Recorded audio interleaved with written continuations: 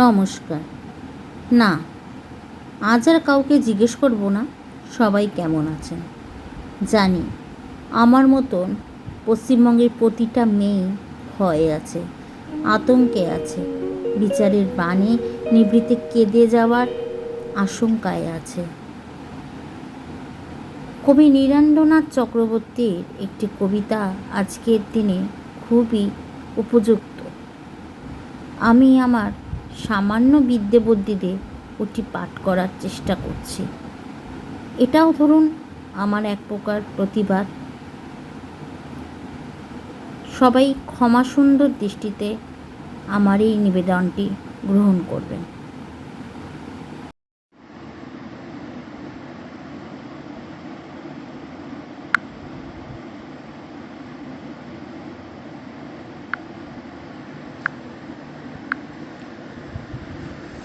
উলঙ্গ রাজা, কবি নীরেন্দ্রনাথ চক্রবর্তী। সবাই দেখছে যে রাজা উলঙ্গ, তবুও সবাই হাততালি দিচ্ছে। সবাই চেঁচিয়ে বলছে সাবাস সাবাস। কারো মনে সংস্কার, কারো ভয়। কেউ বা নিজের বুদ্ধি অন্য মানুষের কাছে বন্ধক দিয়েছে, কেউ বা পরণ্যভোজী, কেউ কৃপাপ্রার্থী, উমেদার প্রবঞ্চক। কেউ ভাবছে রাজবস্তু অতীব সূক্ষ্ম, চোখে পড়ছে না যদিও, তবুও আছে, অন্তত থাকাটা কিছু অসম্ভব না। গল্পটা সবাই জানে, কিন্তু সেই গল্পের ভেতরে শুধুই প্রশস্তি বাক্য উচ্চারক কিছু আপাদমস্তক ভীতু, ফন্দিবাজ অথবা নির্বোধ স্তাবক ছিল না।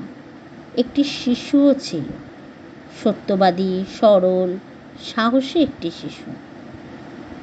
নেমেছে গল্পের রাজা বাস্তবের প্রকাশ্য রাস্তায়। আবার হাততালি উঠছে মুহুর্মুহু, জমে উঠেছে স্তাবকবৃন্দের ভিড়। কিন্তু সেই শিশুটিকে আমি ভিড়ের ভেতরে আজ কোথাও দেখছি না। শিশুটি কোথায় গেল? কেউ কি কোথাও তাকে কোনো পাহাড়ের গোপন গুহায় লুকিয়ে রেখেছে, নাকি সে পাথর, ঘাস, মাটি নিয়ে খেলতে খেলতে ঘুমিয়ে পড়েছে কোনো দূর নির্জন নদীর ধারে, কিংবা কোনো প্রান্তরের গাছের ছায়ায়? চাও তাকে যেমন করেই হোক খুঁজে আনো। সে এসে একবার এই উলঙ্গ রাজার সামনে নির্ভয় দাঁড়া।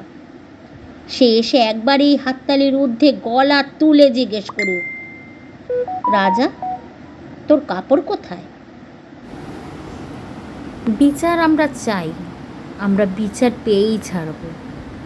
এইভাবে আর কত কত তিলোত্তমা, নির্ভয়া, অভয়া চলে যাওয়ার পর আমাদের ঘুম ভাঙবে বলতে পারেন? We want justice, we want justice for RG Kar.